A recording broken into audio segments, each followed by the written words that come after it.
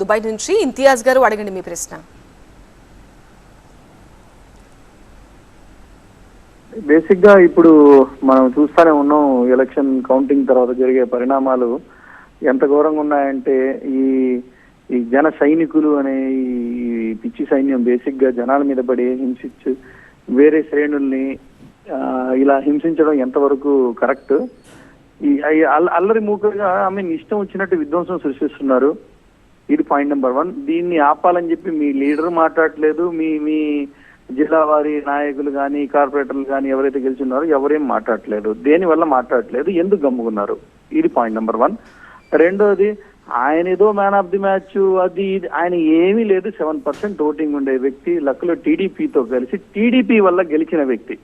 Actual గా చెప్పాలంటే TDP వల్ల గెలిచిన ఆయన ఓ అని చెప్పి మార్చేసి ఆయన వల్లే టీడీపీ గెలిచినట్టు మీరు ఇచ్చే కలరింగ్ మామూలుగా లేదండి. ఏదో 7% ఓటింగ్ ఉండేది మీకు, అంతే, అంతకంటే ఏ ఓటింగ్ లేదు. టీడీపీ వల్ల మీరు గెలిచారు. ఇది రెండో పాయింట్ గుర్తుపెట్టుకోండి. ఈ రోజు మీ కూటమి అంటే కూటమి లాంటి గవర్నమెంట్ ఉండొచ్చండి. రేపు గవర్నమెంట్ మారిన తర్వాత ఇప్పుడు ఎవరైతే అల్లర్లు చేస్తున్నారో వాళ్ళ పరిస్థితి వాళ్ళు కూడా ఆలోచించుకోవాలి. రైట్ ఇంతియాజ్ గారు, మీ ప్రశ్న అర్థమైందండి. మేడం, ఈరోజు సార్ అడిగిన ప్రశ్న కరెక్ట్. ఏదైతే గొడవలు అల్లర్లు జరిగితే ఖచ్చితంగా ఖండించాలి. కానీ జనసైనికులు అల్లరి వాళ్ళకి ఎప్పుడు కోపం వస్తే అప్పుడు చేస్తారండి. ఈరోజు గెలిచాక అల్లర్లు చేయాల్సిన అవసరం లేదండి. గెలవనప్పుడు కూడా చేస్తారు. తప్పు చేస్తే ప్రశ్నిస్తారు, దాన్ని అల్లరి అని అనుకోవాల్సిన పని లేదండి. ఇంకొకటి సార్ అడిగింది, కూటమి ఇలా చేస్తున్నారు కదా అల్లర్లు, మళ్ళీ కూటమి ఓడిపోతే వాళ్ళ పరిస్థితి ఏంటి అన్నారండి.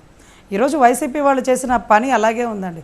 కొడాలి నాని గారు గర్జించిన విధి విధానం, యాలుక్క నాయుడు లవంగ నాయుడు అని మాట్లాడిన తరుణాలు, అదే రకంగా వల్లభనేని వంశీ గారు భువనేశ్వరమ్మను దూషించిన తరుణాలు, ఇవన్నీ వాళ్లను చూసుకొని పల్నాడులో జరిగినటువంటి అల్లర్లు, వీళ్ళందరూ కూడా ఈరోజు కూటమి అంటే ఈరోజు వైసీపీ ఓడిపోయాక కూటమి గెలిచాక వాళ్ళ పరిస్థితి ఏంటి అని సార్ అడుగుతున్నట్టుగా నాకు అర్థమవుతుంది. సో ఎనీవే, కూటమి తర్వాత కూటమికి బరువైన భారం ఉంది, బాధ్యతలు ఉన్నాయి, అవన్నీ కాపాడుకుంటారు. ఇంకా చెప్పాలంటే అల్లర్లేమీ జనసేన చేయలేదండి. చేసింది అక్కడక్కడ కూడా చెదురుమదురు ఘటనలు కూడా టీడీపీ వాళ్ళు వాళ్ళ భావోద్రేగాన్ని తట్టుకోలేక మీరు వైసీపీ వాళ్ళు కవ్వింతలకి లోనయ్యి కొన్ని ఘటనలు జరిగినాయండి. జనసేన కడుపులో పెట్టుకొని ఘటనలు చేయాల్సిన అవసరం లేదండి. మా అన్న నేను అడి రోడ్డు మీద జగ్గైపేటలో ఆపేస్తే చూస్తుంటారు కదా మా అల్లరి ఎలా ఉంటుందో. మా అన్న ఒంటి మీద చేసినా మేము ఊరుకోమండి. అరెస్ట్ చేసేదాకా అసలు ఆలోచనే లేదండి. ఎప్పుడు జరిగితే అప్పుడే రియాక్షన్ ఇచ్చేస్తాం. ఇలా గెలిచే వరకు కూడా మేము ఆగమండి. రెడ్ బుక్లో కూడా రాసేంత ఓపిక పేషెన్సీ మాకు ఉండదు.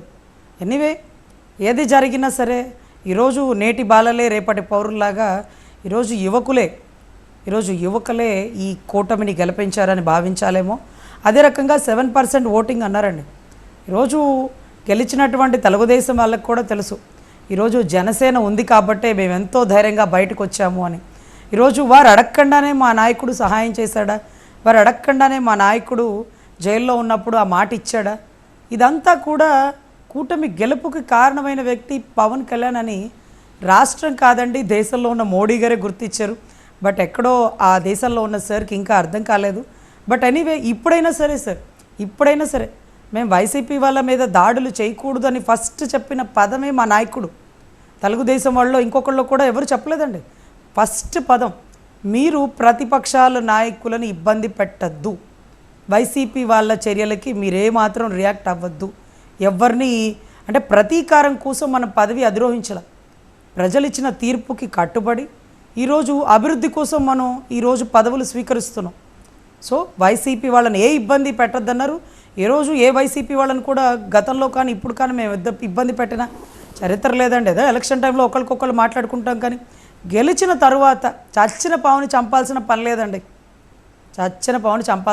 ఆ అవసరం కూడా మాకు లేదు. అంత కడుపులో పెట్టుకొని ఇప్పటి వరకు రియాక్ట్ అవ్వాల్సినంత టైం కూడా మేము తీసుకోం. ఎప్పుడు కోపం వస్తే అప్పుడే రియాక్ట్ అయ్యేది జన సైన్యం అండి. మా అన్నకి ఇబ్బంది జరిగితే ఒక్క క్షణం కూడా ఏమాత్రం ఆలోచించాం. మా అన్నకి అవమానం జరిగిన చోట కూడా మేమేమాత్రం తల వంచం, తల దించమండి.